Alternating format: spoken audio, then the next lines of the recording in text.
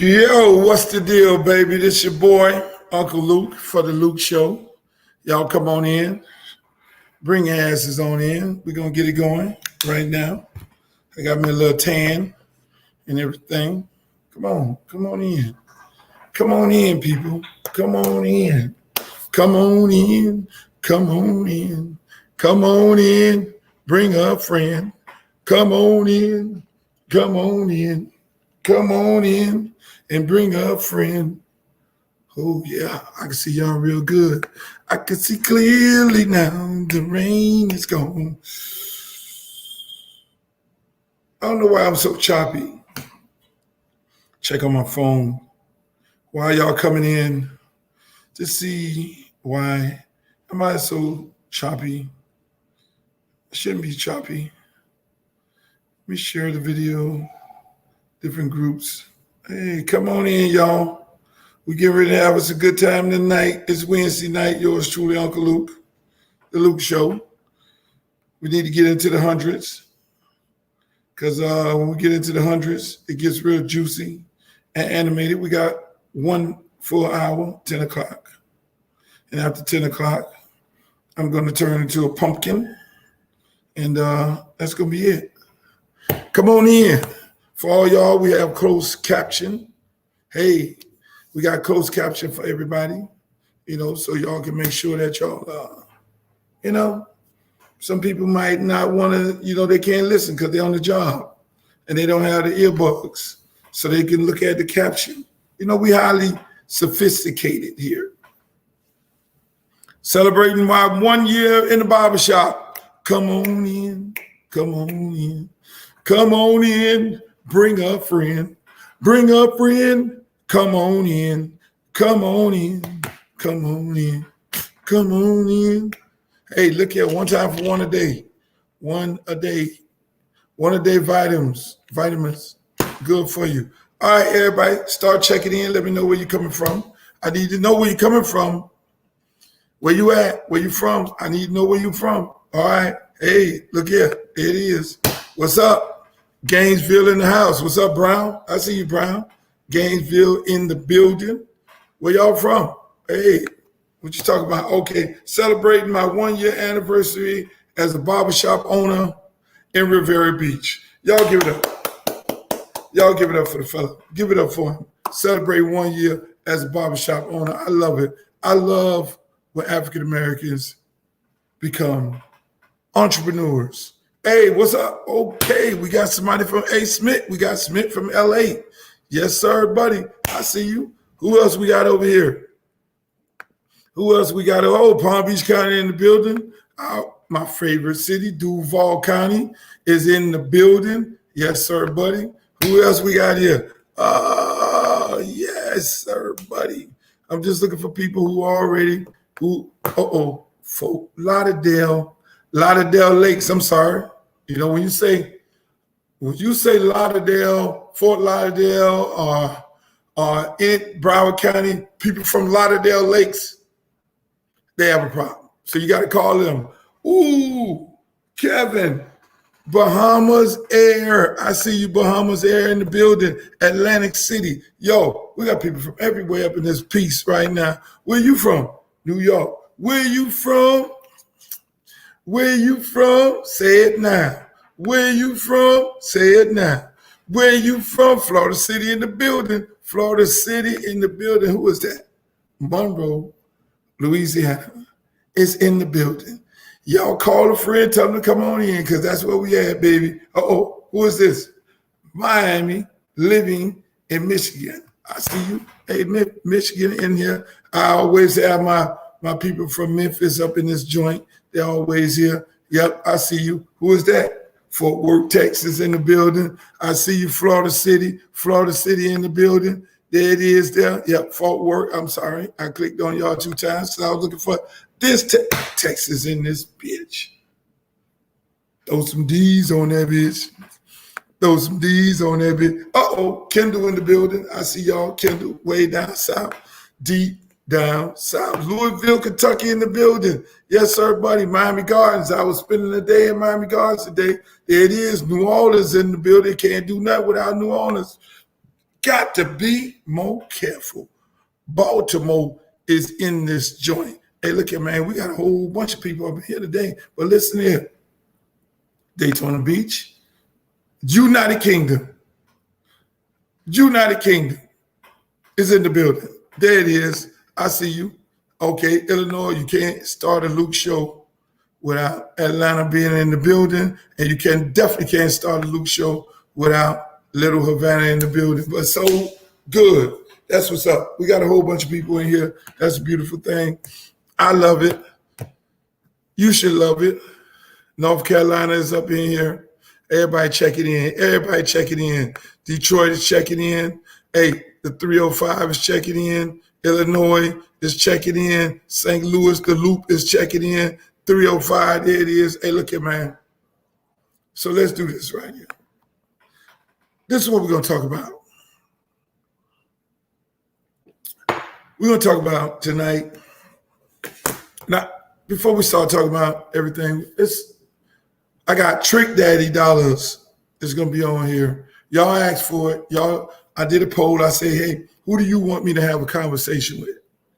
And you guys said Trick Daddy Dollars. So I called Trick Daddy Dollars up and I said, hey, Trick, I need you to come on the Luke show on Sunday night. And he said, no problem.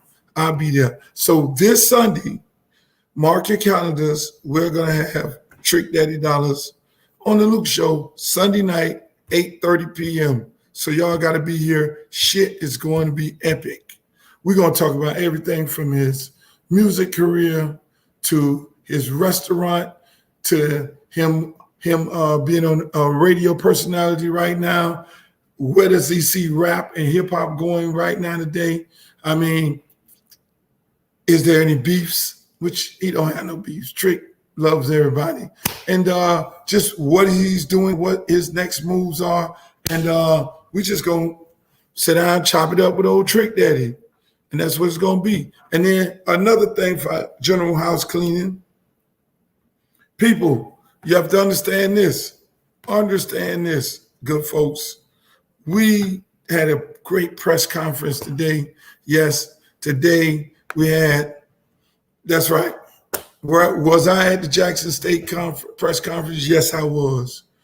I was there. If you go on my Instagram, you'll see on my Instagram timeline, I post, a clip of the press conference. And I also posted a picture. I just posted a picture of me at the press conference with Prime, and some of the dignitaries from Miami. But let me say this here. Since we're talking about the press conference, let me say this. The young lady, it's an African-American woman that's putting the game on. Her name is Kendra. And I'm telling you, first class everything. This young lady worked hard over 10 years putting this game on. Jackson State, the game I'm talking about is Jackson State versus Florida A&M. Labor Day weekend on Sunday in Miami, the first and the biggest, largest African-American event since the pandemic. Everybody come on down. Hotels are being booked up right now as we speak. You have Deion Sanders there today, and it's going to be at Hard Rock Stadium. The lady ain't cutting no corners. It ain't like she get ready to have the game at some third world stadium. No, where the Dolphins play at, where they play the Super Bowls at, where they just played the College National Championship at. That is where the game is going to be played at. It's brought back the historical Orange Blossom Classic, which is going to be epic. It's going to be great. So, listen, y'all need to just come on down. It's parties galore. It's so many goddamn parties. It's pool parties, beach parties, club parties, grown folk parties, alumni parties, sororities, fraternity parties. The shit going to be great. And the good part about it is the game is going to be on Sunday, so you can have a whole weekend and you can take your ass back home on that Monday and you'll be to work on Tuesday. I don't know whether you're going to be able to go to work because you're going to be so tired of partying, but again, the Classic is back in Miami, the home of it, and it's going to be all right. But so now, let me say this here. I take y'all deep in the back. I mean, me and Prime, that's my guy. I love Prime. I know Prime since he was a young guy. Going to Florida State, me and Prime. What's up, Crystal Foster? Prime dad, we call him Pops. Prime dad, this how deep we go back and how great of friends we are. Prime dad used to be traveling with me on the road. That was my guy. You know, if he wasn't traveling with me, he would be traveling with MC Hammer. That's an underlying story that most people don't know. You won't see it on the Prime documentary or anything, but Pop was our guy. We loved his dad more than we loved him. And he would always call and look for his dad, like, where my old man at? Is he with you, Luke? Nah. Okay, let me call Hammer. Okay. And he would be with Hammer, traveling all around the world. I mean, you know, that was just our guy. We loved it. We loved it, Pops. You know, and God bless his soul. He's going to be with the Lord. But, I mean, that's an underlying story that you probably never even heard of. And so, you know, when I look at his sons and all that, and I tell his sons the stories about the granddad, you know, because we all have stories about individuals. We have stories about each person. You know, people have stories about me that I totally forgot about. And they'd be like, yo, Luke, you remember when you did this in the club and then we went to the hotel with the girls? I can't tell y'all that part. But Prime is my guy. Hold on, I got the people at the gate. You know, I always order DoorDash on Wednesday. Hello? Yes, let them come in. See what I'm saying? DoorDash at the gate every Wednesday. DoorDash has to be at the gate. I see my main man, my good friend Gary Johnson up in here. Gary G, Pastor G. Hey, Blake, the DoorDash is getting ready to come, so I need you to answer the door when he comes. He at the gate. Okay. See, we just keep it 100 right here. So Prime and everybody was at the press conference, and it was a beautiful thing. You know, Kendra put on the whole event, and I just want y'all to come on down and support her. They're going to have big concerts at the stadium. Rick Ross, yours truly, everybody from Miami. Listen, it's going to be epic. We might, before that, y'all just stay tuned. If we tell you don't go on South Beach, we might have you go on a different beach. If they don't get their shit together, you know, on South Beach, then we're going to tell you, hey, look here, man, we ain't spending no money over there. In 2021, we're not spending no money with no white people who going to disrespect us. It's just that simple. I ain't finna sugarcoat this shit. I ain't finna play with it or nothing. We are $1 trillion business, people. We represent $1 trillion in this country. And like I was talking to Prime, and I talk to him every week. Talk to, Coach, the head coach at FAMU. I mean, it's no reason why African-American historical Black colleges have to be struggling like they're struggling. It's as if we don't matter in this country. Like, I mean, shouts out to Denny's. Denny's is sponsoring the big game. But do you know how difficult it is for the young lady to get sponsorship in a country where we're $1 trillion? We represent trillions of dollars in spending. Trillions of dollars in spending. We got to come together as African Americans, man, and stop this, because that's just straight disrespect. It's almost on the level, you're going to take my money, but you ain't going to have no respect for me. How? You're going to take our money, but don't have no respect for us. And see, what they know is we don't really, we'll go out in the street and boycott, put the signs up. Okay, George Zimmerman, we'll come out there with every sign in the world when police officers shoot an innocent Black man. But then now when you get into the nitty gritty of it all, when you deal with the economics, and that's why you hear me say all night, shouts out to Denny's, because Denny's stepped up and became the title sponsor. You should have American Airlines. Last time I checked, it's a shitload of black people on American Airlines. You should have Spirit Airlines. You should have JetBlue. Last time I checked, JetBlue, all of them, they should be pouring money into something like this or any other African-American event on this magnitude. Blake, answer the door. So again, we're so saturated as a people. We're so saturated as a people, we can't make any demands. I mean, think about it. All of us on here right now today, we're adults. We're all adults. And as people, we're so saturated. They shouldn't be historical black colleges. I was talking to the head coach, Willie Sims, Florida A&M. We had a nice little conversation. And we were just talking about his facilities and everything and things that he may need. And I was talking to him about the SWAC being more physical, not physical, but being more progressive and going out and demand ESPN and these networks to give them the same amount of money that they giving the MAC for a contract. We know they ain't gonna give them the same money as the SEC and the ACC, but the MAC, a conference that may draw 100 people at a football game, give historical black colleges that same money, but they won't unless the people demand. If the people say we're going to boycott ESPN because of the lack of revenue that they're giving to historical black colleges, then they'll get the money. Because right now they ain't going to give no money to historical black colleges and universities. They're not going to do it. Look at these hotels. Just like you say, the Marriott, Sheraton, the AC hotels, all these hotels that go out and attract African Americans. Marriott Courtyard. Every time you go ride by Marriott Courtyard, it's black people having a family reunion. But again, they don't think our dollar matters because at the end of the day, we're just gonna buy their product anyway. And when you buy their product anyway, without any repercussions, then they gonna treat you like anything else. If you say, hey, look, I'm not going to look at the national championship game. We're not going to look at no bowl football game.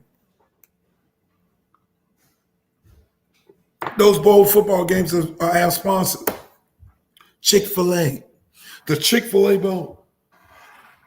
Popeyes have a bowl game in the Bahamas with two ragged ass teams every year.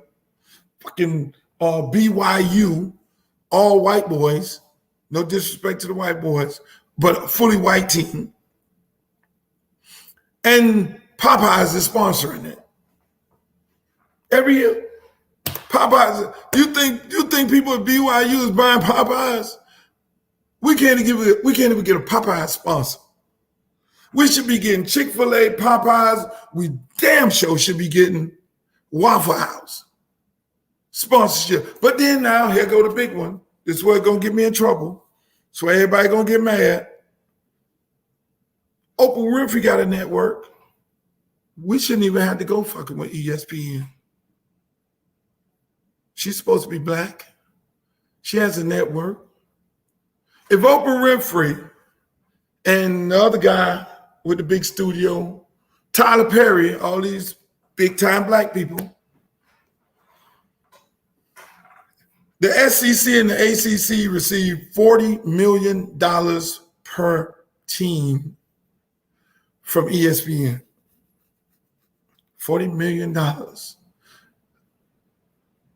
ESPN gave the SWAC $1.5 million for all of the teams. But y'all sit there and look at Stephen A.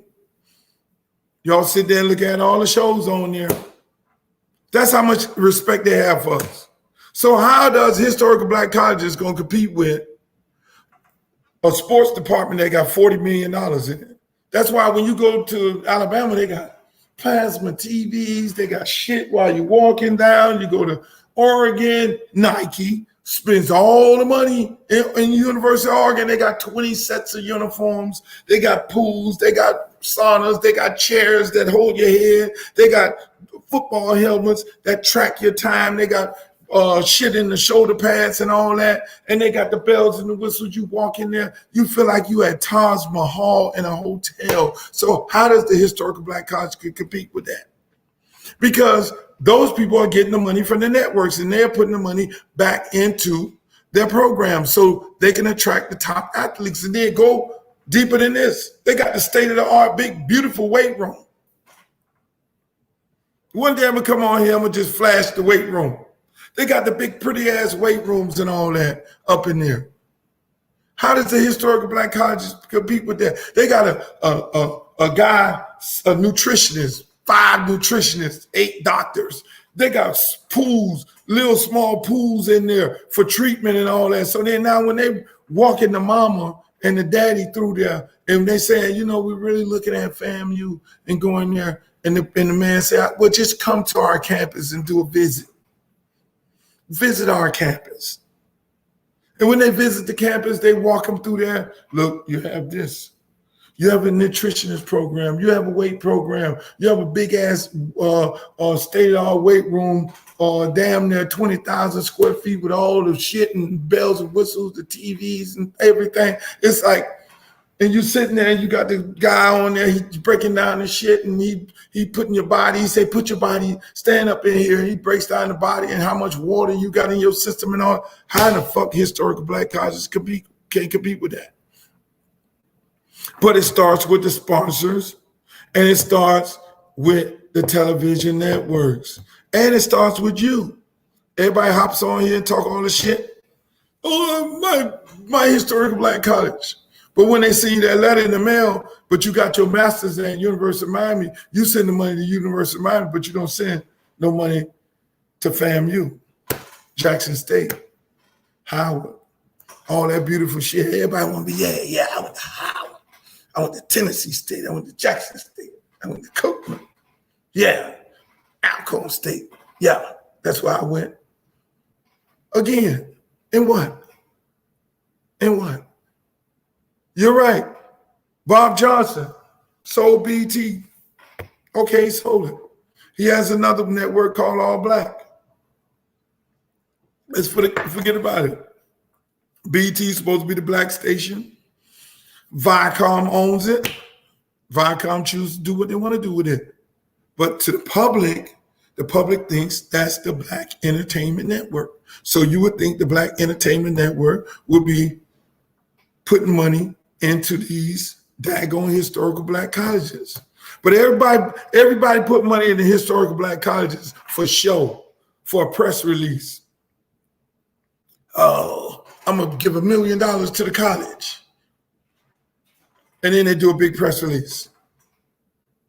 And they get $2 million worth of press. Let me say it again.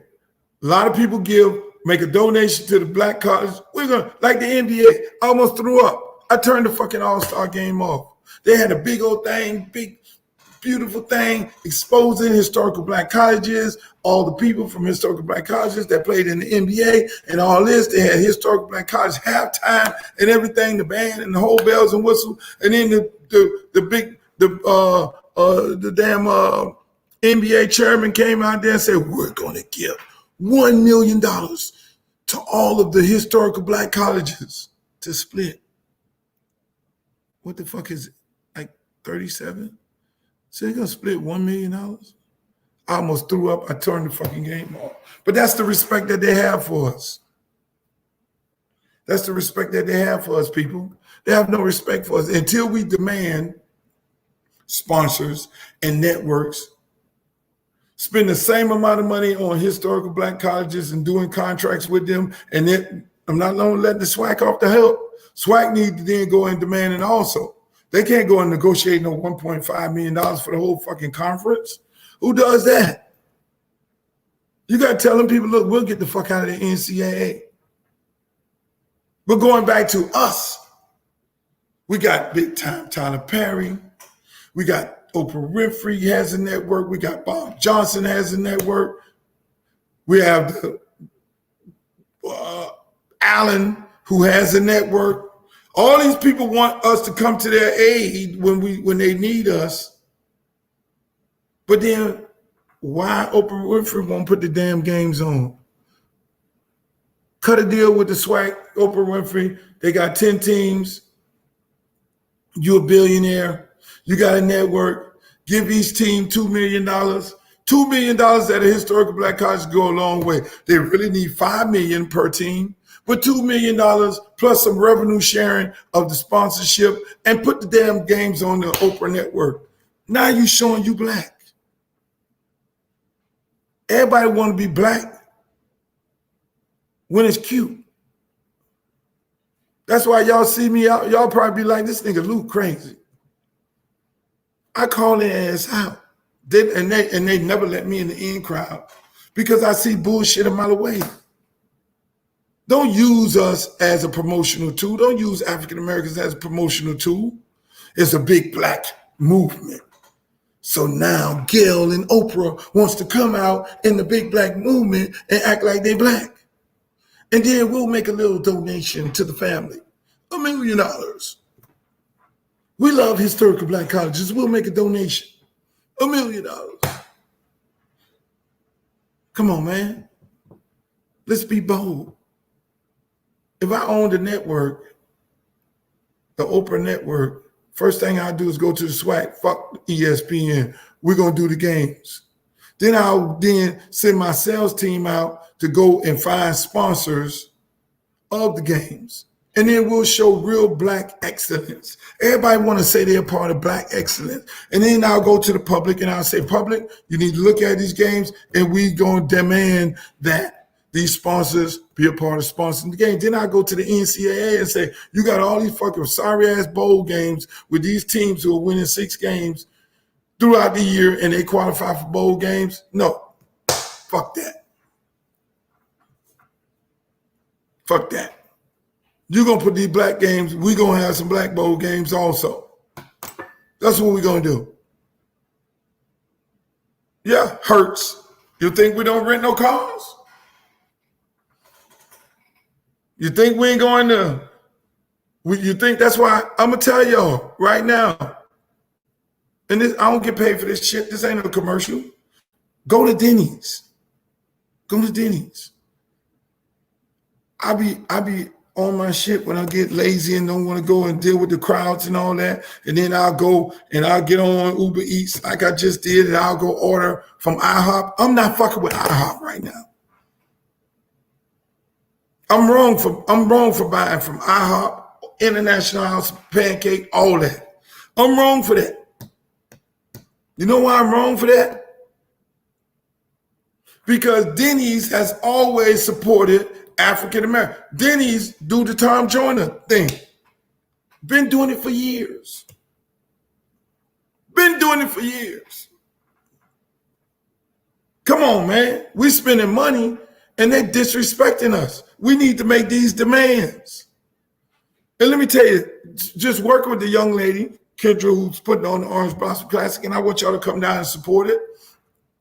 Put 100,000 people in the stands and let them motherfuckers know this is what we're all about. But then after that we need to catapult. See, because we all want to get excited when the police officer killed an innocent black man. It's a lot of things that led up to that. They feel we don't have no respect for ourselves, so therefore they can disrespect us by shooting and killing us whenever they want to shoot and kill us. Because they feel like we don't have no respect for ourselves. They could then not sponsor major events because they feel we don't, shit, what's the backlash? Niggas gonna still buy our milk. They're gonna still buy Campbell soup. They're gonna still come in Waffle House. They're gonna still go to IHOP. They're gonna still buy Cadillacs and Chevys and Range Rovers. Where those different individuals, they sponsor the white schools because you know what? The executives from those corporations went to those white schools. So it's a give back for them.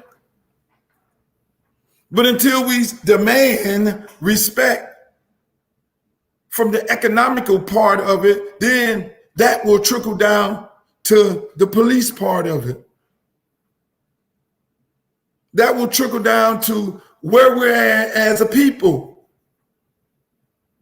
When it's time for us to go get that job and they gave it to a white person and didn't give it to us, then they know that there's going to be a backlash behind there.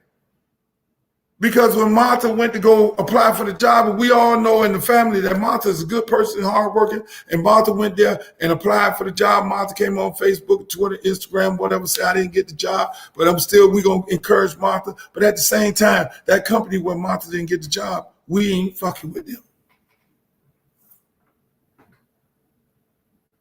That's where it has to come to, people. There's no repercussions of fucking black people over. Only time that there's backlash to screwing black people over is when an innocent man or woman get killed. But that's they lay the seeds early on to get to that. That's just the ultimate disrespect. They don't have no respect for themselves. They're killing each other. So why the fuck we can't kill them? When we ride in their neighborhoods, they're killing each other. So when we kill one of them, they get all upset. They ain't telling on who killing. So why the fuck why we should get mad that we go up in there, they killing the little babies. And ain't nobody saying shit. They killing the 6-year-olds and 3 years old and all that right there. Ain't nobody saying nothing. And then now you add that on to why it becomes economics. The economics of it all is because black people will go for anything, will fall for anything, and we won't stand for nothing until a black motherfucker got killed by the police. That's when we come out and we get all excited and protest and march and riot and throw bricks in the wall. We should be protesting when you ain't putting no money into no historical black colleges and universities. That's when we should be protesting, especially all these educated people. But we choose not to do that. So what happens? All of our schools are suffering. They're shoestring budgets. They have to use the same trainer. He trains the badminton team, the volleyball team, the football team. They have to use the same doctor, overwhelmed with all that. They ain't got no nutritionist program. They ain't got no weight room. They got a nice, pretty stadium. And all y'all go line up for fucking homecoming. I'm doing the homecoming. That's why I love what this young lady Kendra is doing. They're raising money throughout the game. They're raising money with the game to give back, to get kids historical black colleges scholarships. So we have to do that, people. We got to start gaining respect, because other than that, they're going to treat us like shit. We go out and vote people. We go and vote people into office, and they still stick a dick in us. We vote people in office, and they still. I was looking at the news the other day. The mayor of Miami-Dade County, all the black people went and voted for her. And she came with her kids are getting killed every day in Miami. I had a conversation with her before the pandemic when black people wasn't getting no shots. And I said, if it weren't for a pandemic overshadowing these people, kids are getting killed. Kids are getting murdered on a daily basis around. This shit is the wild, wild west. And Miami is the wild, wild west. So the pandemic is coming down to a slide. Everybody getting vaccinated and all this here. Now what's right here? But they don't want to listen to me. Nobody wants to listen to me. That's why I did a poll today, because I got so many people say, you need to run for office. Some people say you need to run for governor, you need to run for Congress, you need to run for senator, go against Marco Rubio, go against, run over here, run against the governor. We need you as the governor. We need you as the mayor. So I did a poll, and I want y'all to go on this 24-hour poll. Go to my Twitter, Uncle Luke Real One, and then punch what you think I should run for. Because I'm seriously thinking about running. I'm seriously thinking, because I'm tired of being on the fucking sideline talking. I'm tired of being on the sideline running my mouth. I ain't no fucking politician. Ain't never gonna be there. Politicians are people who cut and deal and wheeling and dealing and sticking some shit in their pocket. So I'm seriously thinking that, look, man, but then you have to think about your family. Okay, you're gonna take away a time from your little son. I have him 3 times a week. If I do that, then now I gotta, take all that responsibility on. Because anything I do it right. I do it to perfection. I get involved with it and I build it and I build onto it. I don't just ride the boat. If I get on the boat and be the captain of that boat, I'm gonna do some renovation of that motherfucker and I'm gonna leave it better. I'm gonna leave it better than I found it. I'm gonna leave it better. Anything I get involved with, whether it's a woman or whether it's my homeboys or whether it's coaching at school, coaching at college, being the mayor of Miami, I'm gonna leave it better than I found it. So the mayor then has a big press conference and I'm sitting up in there, and I want the mayor to win. Let's not get it twisted. I know she think I don't like her. She told quite a few people. But I'm like, yo, I give constructive criticism. I could vote for you and support you, but at the same time, because I voted for you, that don't mean you got a free pass. Kamala Harris, I love her to death. That don't mean she got a free pass. Joe Biden, I voted for him. I went out and campaigned to encourage people to go and vote. That don't mean you got a free pass. But what happens is because we voted on a person, we get so fixated into them that they don't do nothing. And they sit there and they sit there and they know that we're not going to say nothing. They just take advantage of us. I'm sitting there I'm getting up in the morning. I'm looking at the news, Channel 7 News come on. I don't know why I'm on that station because that's a whole nother story there. I'm looking at the news and they got a big press conference at the Gwen Chariot Center. And the mayor said, this is what we're going to do to fight gun violence because I'm sick and tired of the kids dying in the community. And then they had the police chief coming to, yes, the mayor, and they had the parks director. And they said, we're going to do this big old initiative where we're going to give all this millions of dollars for the police officers to then now have a relationship with the community, and we're going to do it through the parks and the youth program at the park. And so I'm waiting for the big shit. Because, hey, look, I got probably one of the biggest youth programs. I know all of my friends and ghouls in Florida City and Miami Gardens, and all of us got this big programs. And I was like, okay, she gets it. God damn it, here we go. The man finna do some big shit. Because I've been saying if you engage the youth programs, because Momo, Bobo, Google, and all of them are in there and they're just struggling, but then all the kids are doing the killing, their brothers and sisters are on the park, and the mamas and grandmamas are on the park. And if we can engage those families and do the right thing and do some great things for them and inspire them through the parks, then that is going to be a great thing. And the damn mayor says, we're going to give all these millions of dollars to the PAL. That is the Police Athletic League. Now, we're struggling with the police all over the country. I'm like, who in the fuck came up with this brilliant idea here? You're going to give the money to the PAL? Who goes to the PAL? Nobody participates in the PAL. I didn't participate in the PAL when I was a young guy. We had an Optimist program on Miami Beach, and then the PAL had their program, which was ran by all the police. We ain't fucking with the police like that.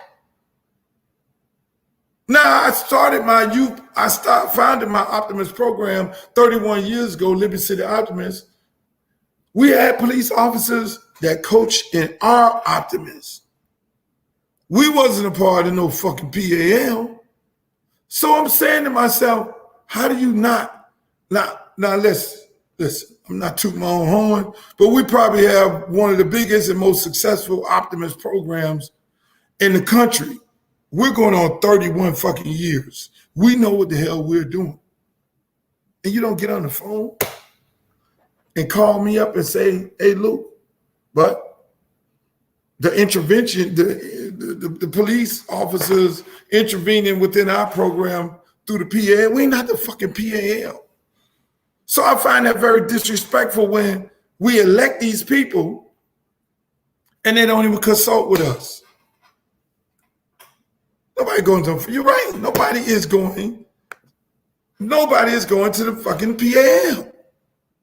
You're correct, David. Not even white people going to the PAL. So this lady is getting ready to put damn near $10 million into the PAL when you got Gwen Cherry Optimist.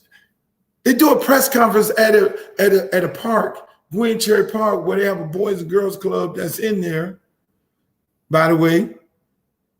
And they don't have no PAL in that motherfucker there. Ain't nobody finna go sign their kid up to the PAL, to the police athletic league. They don't even play nobody. They ain't got the jazzy and fresh uniforms. Come on, man. Who goes to the, you gonna go to the fly place where your mama and daddy played at and your mama cheered at? The fucking PAL.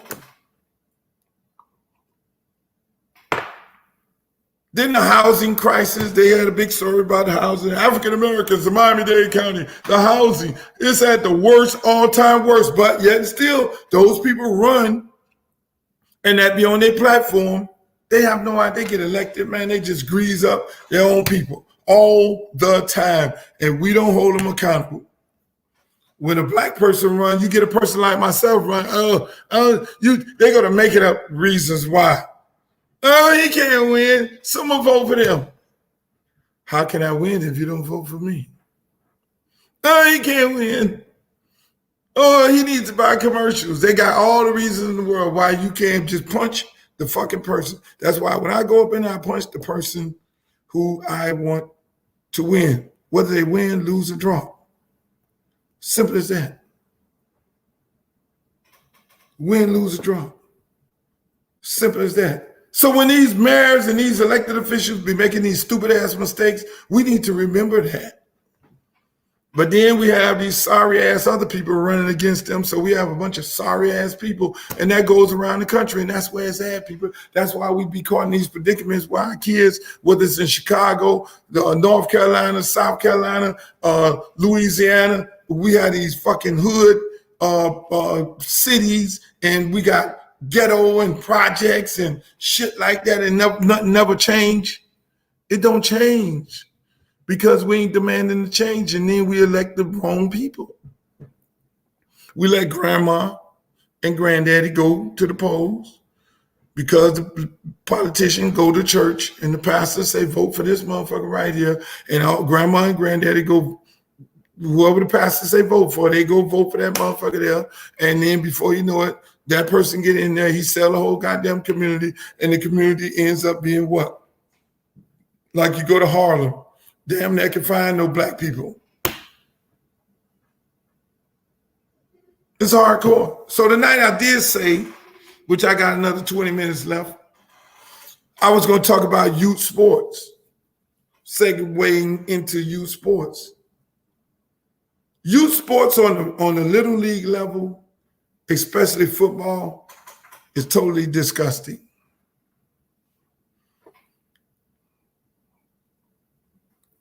Let me tell you what these coaches are doing. These coaches, and they could do what they want to do. They could try to do what they want to do. But then parents, again, parents are letting people buy and sell their kids.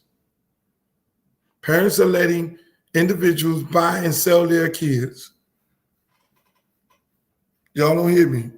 The kid go play to this park one year. He is a good player on that team. What happens? The guy with the big money who coach on this park, he know, okay, this kid right here is a threat to beating his souped up team where he got a bunch of other kids on the team where the parents, where he's paying all the parents so he can have all the best players. He didn't take the kid from the other park and then bring him on that team there. Now you got another group of souped up players, but then you know what happens? None of those players eventually end up in the NFL. Parents, newsflash, your kids being on the souped up team never gets developed because you have all the talent on that team. So therefore, with all the talent on that team, there's no development. Yes, you're going to win a bunch of games. We got schools in Miami-Dade County right now, won all the state championships, beat everybody in the state of Florida, beat everybody like a drum. But the last draft, Ask me how many people from Miami-Dade County got drafted versus Broward County, who the rules are strict when it comes to the recruiting, stealing players, and the kids jumping from park to park. And in high school, coaches stealing players, the rules are serious. They suspend your ass. Well, in Dade County, they don't. Everybody just turn a blind eye. 2 people got drafted because of the climate in which we are operating in right now. The Mecca, you talking about the Mecca of football. 2 people got drafted from Miami-Dade County. 17 people got drafted from Broward County. You had more people from Palm Beach County get drafted than Dade County. Unheard of. Unfucking heard of. Absolutely disgusting. What we're doing right now in football in Dade County, sports in general, same thing. Baseball, y'all ain't off the hook. You got all these traveling teams. There's no such thing as rec baseball anymore. There's no such thing as rec baseball. Rec baseball, basketball, no such, same thing. Traveling teams in basketball. All the one players on the souped up team, and then there's no rec ball, so the development of other developmental players to be playing in the rec league and then find themselves and all that shit ain't happening no more. Travel baseball, travel basketball. Now you got travel football. What's the results of that? Basketball used to be big, just as big as football in Miami. What the little red boy is, not Steph Curry, but the other one. His daddy played at Miami Jackson Senior High. They used to have the big games, the White House. You go to a high school basketball game, there's shit, people swinging on the chandeliers. We ain't even had no NBA team. You go to Miami-Dade College, the other big game. You go to Carroll City game. You go to Central. You go to Hialeah, Miami Lakes. You had some real fucking bomb-burning basketball game with full capacity. We have it no more. But Broward County does. That's right. 7 kids, Miami Heritage, American Heritage, get drafted. 7.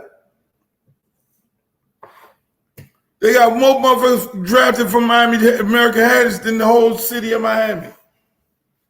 But we think we doing it good. We got our chest stuck out and all this and all this. I got all the gangsters on my team. I got the whole team full of gangsters and a whole bunch of gangsters on the bench. They got their chest stuck out. You got some of these high schools who got 80 people on their team. Close to 110. 60 on the damn JV, 70 on the JV, and 60 on the varsity. But yet and still every year they're doing what? They're recruiting. So if a kid got 3, 5 offers, they didn't take a kid, they got 4 and 5 kids with offers. They didn't take those kids and then they put them on their team because they want to have all the Jimmys and Joes. But then what happens to all those kids who are in your program, who were the best players on the park because they want to be at the souped up best high school? They were the gangsters on the park. And they went to the school and they played JV like they're supposed to play. And then they would get ready to go up and be developed. But then when they got in 11th grade, then they brought some guy in from somewhere else because he got 4 offers and another one because he got 8 offers. And then coaches down there recruiting. And they bring him over there to do what? So what happens to the development of those young men who stayed at that school on JV? Who played JV in the 9th grade and sometimes played 10th grade because they got so much pride in the school. Their mama and their daddy went to that school and they just want to follow the rich history of some of the other players who are playing in the NFL that went to that school. And then now they bring somebody else because they got some offers. And I blame it on the parents.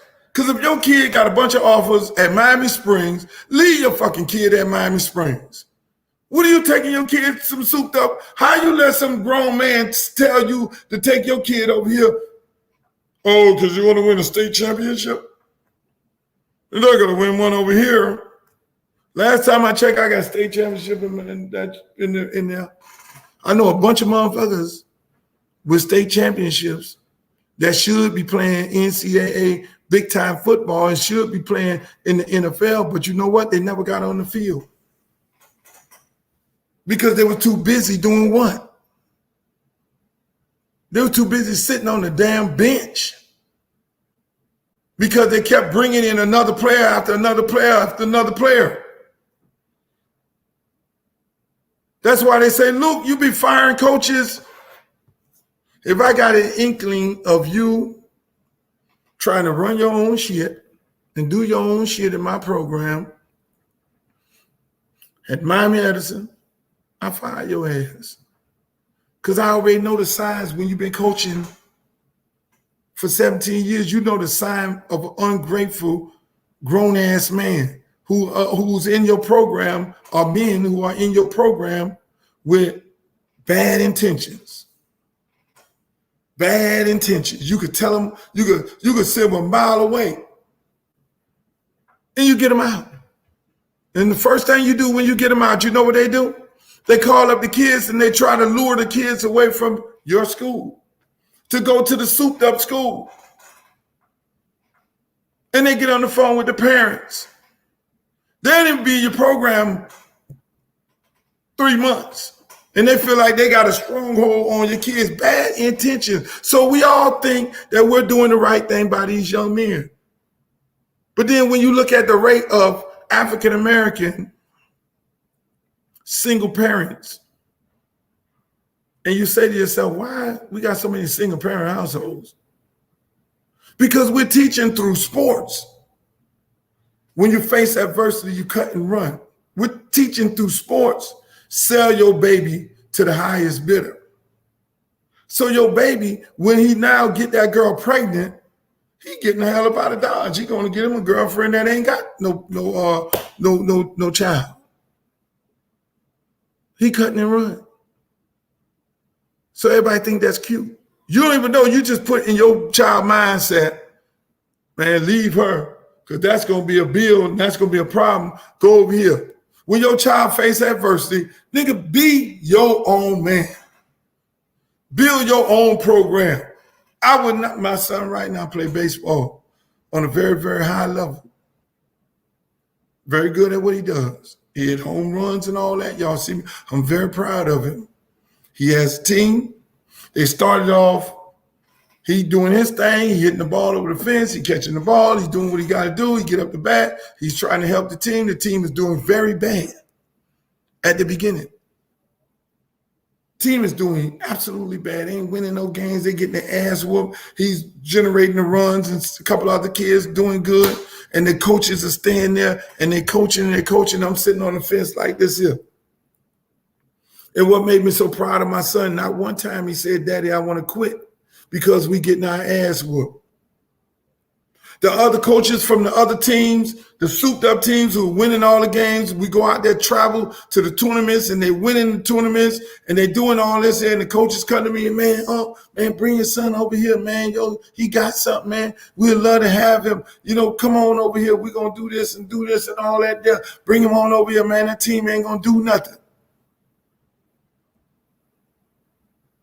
We've been coaching for so many years. We pay our coaches to coach, and we're going to get him right and all this here right there. You know what I do? I go to my son. I said, Blake, I already know what's in my mind. I got 2 conversations getting ready to happen. I say, Blake, you know, that team, you know, that's winning all the games, you know, y'all just played. They done beat y'all a couple times. You know, they want you to come play for them. But what made me so proud of my son, he said, Dad, I'm good. I got to help this team become better. I'm right here with my team. I want to help my team get better. I don't want to go over there. I don't want to play with them. Because they beat us, I don't know. We're going to be all right. All we got to do is keep working. I was so proud of my son when he said that. He could have easily said, yeah, Dad, let's go over here and play with them. And because they're all souped up and the man over there making all these promises, we traveling here, we traveling there. I'll pick him up. If you need me to pick him up, I'll drop him off. If you need to drop it off, he calling my ex. They calling my ex, getting on the phone with her. Hey, Blake mom and all this here and everything. She said, look, you better let him talk to his old man. And they calling my phone up and all that there. Look here, man. But it takes strong parents because I'm not going to teach my child to run with all the glossy shit. Be a big fish in a little pond. Help your team win. I ain't finna be that kind of parent. So then when my son go get a girlfriend and get a woman pregnant, when you get a woman pregnant, your ass gonna be with her. You finna be with her. There ain't finna be no shit about, she pregnant, I'm finna leave. That's what happened. That's what we teaching our kids. So then how does that translate into Miami getting only 2 guys drafted? We never did that. Teddy Bridgewater played at Bunch Park all his goddamn life. Dalvin Cook, he played at 2 parks. He played at Gwen Cherry, then he played at Scott Lake. Devontae Freeman, he played baseball at Moore Park. He played maybe 1 or 2 years at Moore Park, but then he went and played the rest of his years over at Liberty City. Duke Johnson played all his years at Liberty City. Chad Johnson played all his years at Liberty City. Santana Moss played all his years at Scott Park. Levante Davis, who just played into the Super Bowl, played all his years at Liberty City. Them people in the NFL.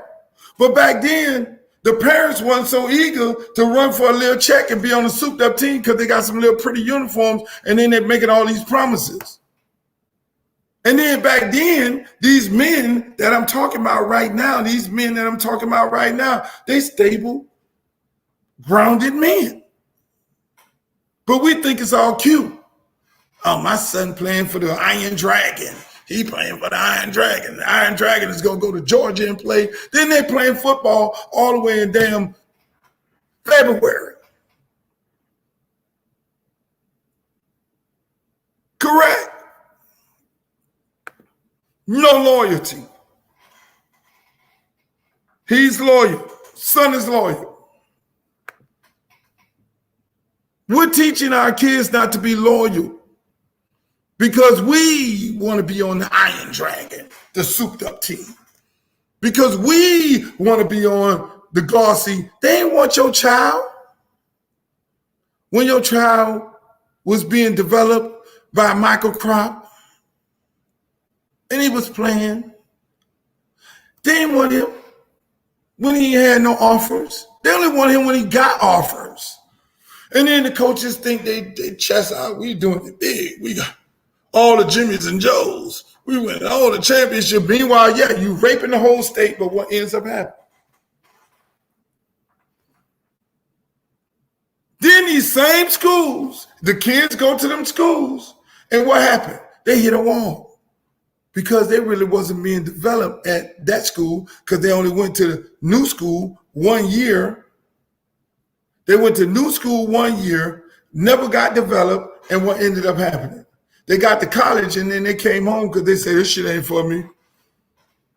You got to be developed. It takes more than 1 year, 6 months. So again, that's my problem. So the end results of what we're doing right now, the end results of what we're teaching these kids not to be loyal. Not to be loyal to nothing or nobody. They get in the car, they ride around and the coach at the little school at Barbara Goldman, he picking the kid up, dropping him off, bringing him over there, feeding the kid and all this here. And then, okay, he balled out one game at Barbara Goldman. He got a couple of little offers at Barbara Goldman, using that for an example. And then here come big school caller. You need to come play in the big show. And he going into his last year because he got 2 offers and shit and everything. Before you know it, mama, oh yeah, we're going to the big show. I can tell you one thing. T.Y. Hilton played at Miami Springs. Did T.Y. Hilton leave? No, he stayed right over there in the NFL, just got another brand new contract.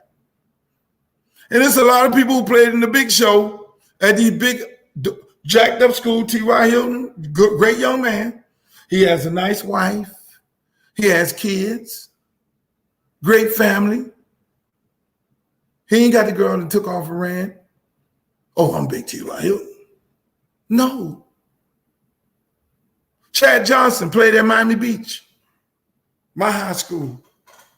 You think Chad Johnson at some point had a bunch of offers and they wasn't calling him, and he was driving on the bus all the way to Miami Beach? Chad Johnson grandmama ain't played that shit. Said you're going to be loyal. Levante Davis played at Liberty City Optimists. Went to his side. He wasn't leaving no Liberty City to go to no Gwen Cherry and over here. And then some people live right next to the park and taking their kids all the way to damn Fort Lauderdale for some souped up shit. And you wonder why nobody has no respect for African Americans. Come on, man. Y'all don't hear me. I know I'm kind of losing the national audience because I'm talking about all this Miami shit, but it applies also to you guys too in your own municipalities. Teach your kids to be loyal. Not because of you. Stop living through your child. Because you wanted to play at the big hyped up school. You wanted to play on the big hyped up team. So then you take your kid over there to the hyped up team, hyped up school, and you teaching your kid no loyalty. You got your kid following unscrupulous men who will get on the phone because they were disgruntled at the park or at the school and they mad. You should already know, nigga, you mad.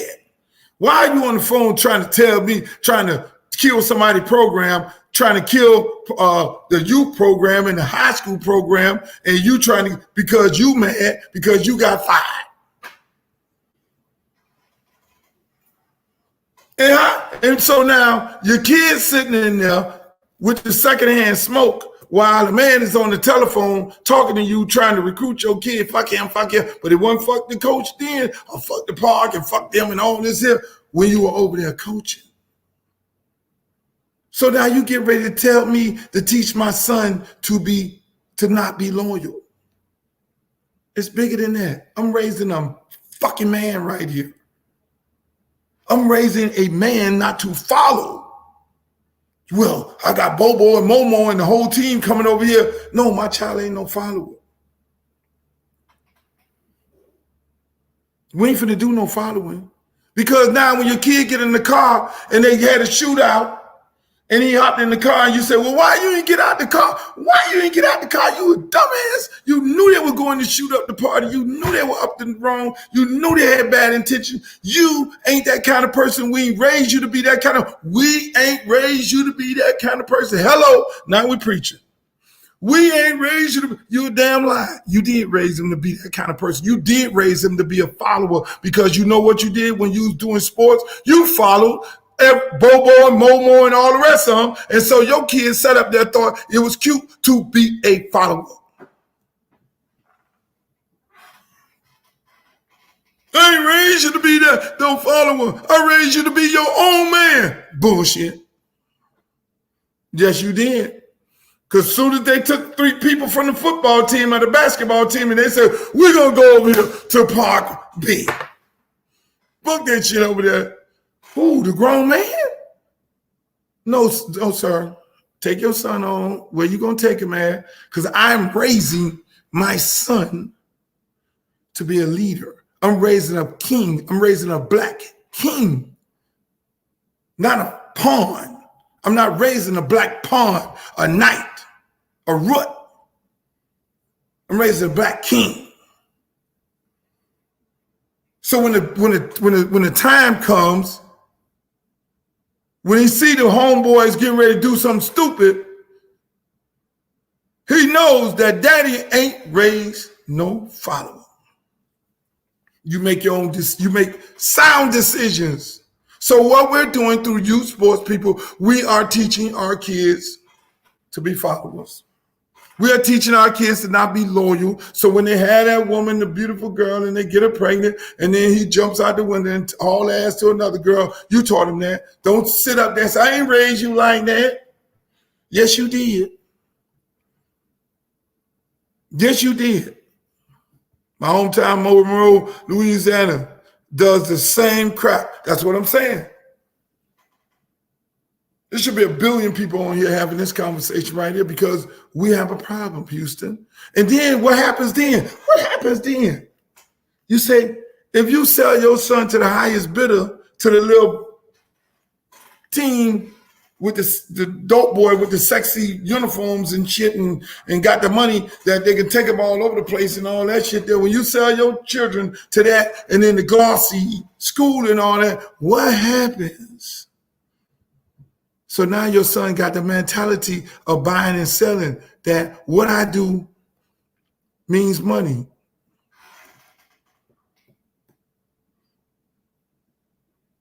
I don't got to work for it.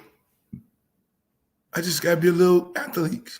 So when athletics is over with, he was being given so much and given so much, then his ass is on the corner at the bar talking about, hey man, can you get me a drink? I done seen a whole bunch of them too. Yeah, he was a big football player. He caught the winning touchdown at the big rivalry game. Let me hold something, man. Let me get a drink, man. Hey, let me get a drink, man. Y'all wonder how that happened? You ain't hot no more. Ain't nobody calling mama up and daddy and all that there. You don't hot no more. Coach is gone. They're on to the next guy. Let me hold something. What's up, buddy?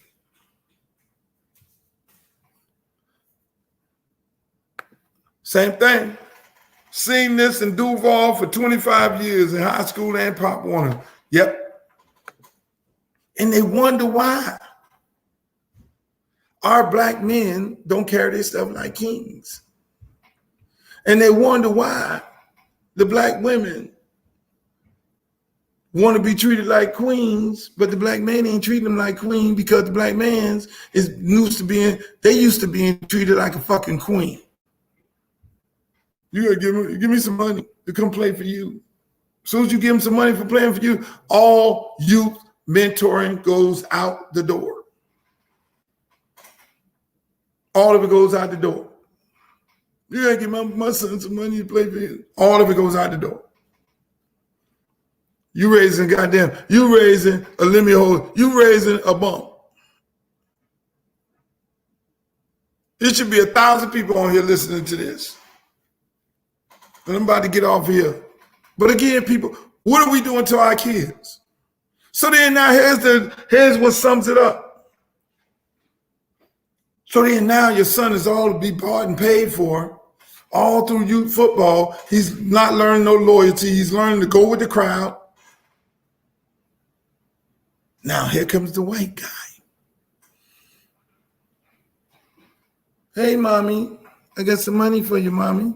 I want to bring your son over here to St. Thomas and American Heritage. And some people selling their kids to IMG. He's going to live in a nice house, a lavish thing and all this. He's going to be getting catered and pampered and all this. And they're going to massage him every day and they're going to get the nutrition. They're going to do this, I ain't mad at them for trying. But then the mamas then sell them over there. And then now you've just taken that kid out of a black environment, plucked him and put him over there in this whole white environment. So then now all the black women want to get mad when you look at the draft and most of them black boys sitting there, you see Karen sit next to the black guy getting drafted. And then you see the white guy, the one who's the agent. He getting ready to get all the money and take all the money. And Karen, when your ass ain't playing no more, Karen gonna haul ass. Or when you do some dumb shit, then now you want the black community to come to your aid. Why are they doing that to black football player?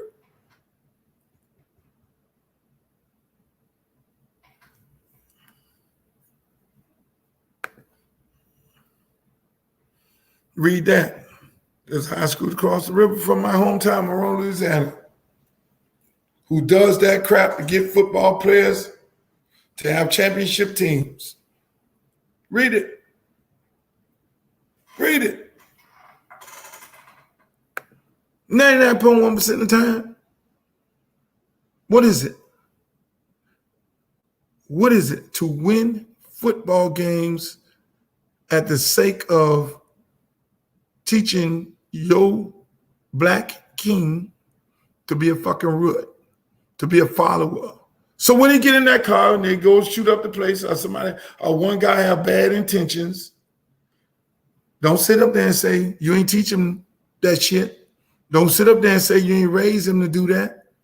No, sit up there and take ownership of that shit. Because you don't understand that it translates from sports into what? It translates from sports into real life. Sports ain't nothing but a picture of real life. That's why I love coaching football. I coach accountability, responsibility. I tell all my athletes, if you don't like it here, go somewhere else where you like it. 4, 5-star, 3-star kids, not at the big glossy high school. What I love about my kids so much, get all phone calls from everywhere. One day I came in the parking lot, it was a fucking Lamborghini in the parking lot. Lamborghini. White man sitting in the Lamborghini. Who is that? I play on his 707, his 707 team. He's just coming over bringing me some McDonald's. I say, did he bring your brother some McDonald's? Your brother is not that good. Did he bring him some McDonald's? No, coach, he brought me some McDonald's. Don't you think you should know that something is wrong with that? Don't you think something wrong with that? You don't find nothing wrong with that? Do you know your mama? Yeah, he know my mama. He came by the house a couple times. You don't know something wrong with that. If he feel that he should bring your brother McDonald's because your brother don't play good, you play good. You don't think anybody that give you anything, black man, young black man, anybody that gives you anything, they want something in return. They don't give you nothing for free. That's why he ain't giving your brother nothing, because he don't feel like he can get anything from your brother in return, because your brother is not as athletic as you that you are. Your brother don't have the offers that you have. Your brothers don't have the potential that you have. And then they don't be there again when they don't have nothing. Oh, the circus comes around. That's why I love that song. Back then they didn't want me. Now I'm hot. They're all on me. I live by that shit. I've been living by that shit before the record came out. I was like, I love that shit. Back then, they didn't want me. Now I'm hot. They all on me. Go listen to that song. Download that motherfucker. That's a classic. When they go to coming around you, whether you got a good job or you just open your restaurant and you booming, back then they didn't want me. Now I'm hot. They all on me.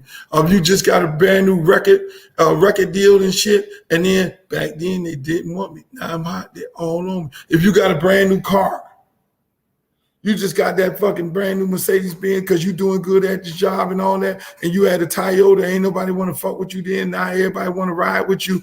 Back then, they didn't want me. Now I'm hot. They all on me. I'm going to see y'all on Sunday night, 8:30. Trick Daddy will be here. I hope y'all had a good time. I hope y'all learned something. Pass this information on to others. Raise the kings to be kings. Don't raise your king to be a fucking pawn. Y'all have a good night. I love y'all. Peace.